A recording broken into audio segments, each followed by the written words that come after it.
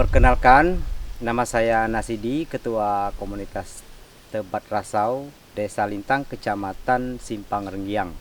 Nah, jadi pertama kita dirikan komunitas Tebat Rasau ini di tanggal 17 Januari 2018. Sengaja kita dirikan Tebat Rasau ini berbasis pariwisata, Pak, gitu. Nah, kenapa kita harus pariwisata? Nah, kita itu berharap semua orang itu bisa datang ke sini dan melihat sungai ini ada. Nah, jadi yang berdasarkan apa yang kami alami di sini, misalnya di musim kemarau. Di musim kemarau itu banyak sekali yang kami takutkan gitu ya, seperti pertama kebakaran karena kekeringan tadi.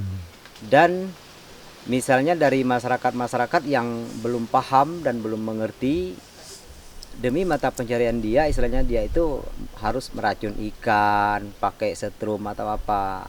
Jadi setelah kami dirikan Tebat Rasau ini, masyarakat itu nggak berani lagi seperti itu. Dia sudah sadar bahwa ekosistem ini harus dijaga, yang pastinya sungai ini harus dijaga.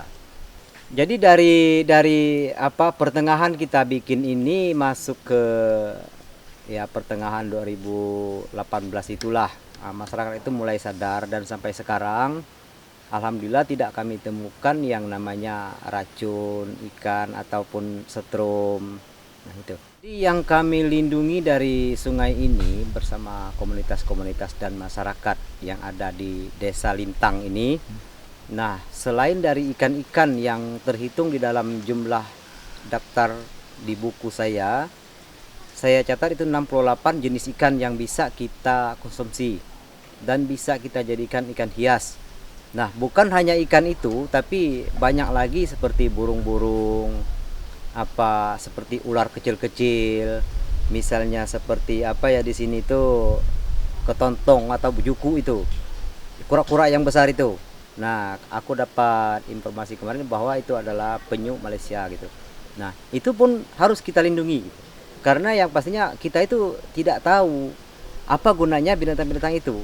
Nah, mudah-mudahan nanti ke depan kita bisa tahu dari habitat-habitat itu apa yang menjadi yang bisa menjadi rantai gitu kehidupan itu. Ya, kalau misalnya ikan itu seperti ikan arwana, ikan ampong, ikan keperas, cempedi yang terkenal di sini seperti lenjing, temeliongan, dan ikan buntal. Nah, ikan buntal itu bisa dimakan. Sampai saat ini kita itu alhamdulillah belum menemukan yang beracun gitu, karena dari zaman nenek moyang kita dulu udah makan ikan buntal itu, dimasak apapun bisa. Kayak ular itu ya ada juga yang berbisa seperti paper gitu, ada di sini ya, kayak seperti piton, orang Belitung bilang itu seperti ular manau. Nah, manau atau kobra itu ada di sini. Dan jenis-jenis ular-ular kecil yang ada di sungai ini kan seperti congael itu ada. Kalau burung seperti burung misalnya seperti raja udang yang paling banyak itu, Pak. Jadi raja udang dan burung putih, kalau kami bilang sih bangau yang putih itu. Nah, itu banyak sekali di sini. Dia sudah nggak takut lagi, tapi kalau misalnya posisi seperti ini ya nggak muncul gitu. Kalau untuk raja udang itu ada sekitar 5 jenis. Mengkake, peninting, kekuai, dan semumpung yang kayak seperti ciblek gitu. Ada yang semumpung air namanya kalau kami bilang itu.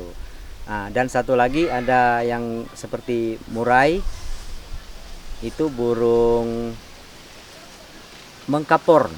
Nah, itu yang kami anggap raja udang misalnya. Jadi kalau misalnya kita itu mengambil ikan itu dengan alat tangkap yang sederhana, berdasarkan ukuran apa yang harus kita ambil, misalnya seperti jaring. Nah, jaring itu harus pakai yang anggaplah 2 in gitu ya. 2 in itu. Nah, jadi ikan-ikan yang kecil itu bisa lepas, dan alat tangkap ikan kami misalnya seperti bubu, tekalak, muncung, itu sangat besar, jadi ikan kecilnya nggak dapat. Kalau untuk tanaman misalnya seperti daun rasau ini banyak sekali manfaat bagi kami. Jadi cara kita mengambil daunnya berdasarkan kearifan lokal zaman dulu ya kita pakai gitu. Kita nggak ngambil semuanya. Itu dia bisa hidup lagi. Dan misalnya seperti pohon-pohon yang sudah rapuh seperti ini kita ambil juga untuk menjaga ekosistem sungai, jangan sampai pendangkalan sungai itu tetap cepat terjadi gitu. Nah, kita ambil untuk bahan pupuk.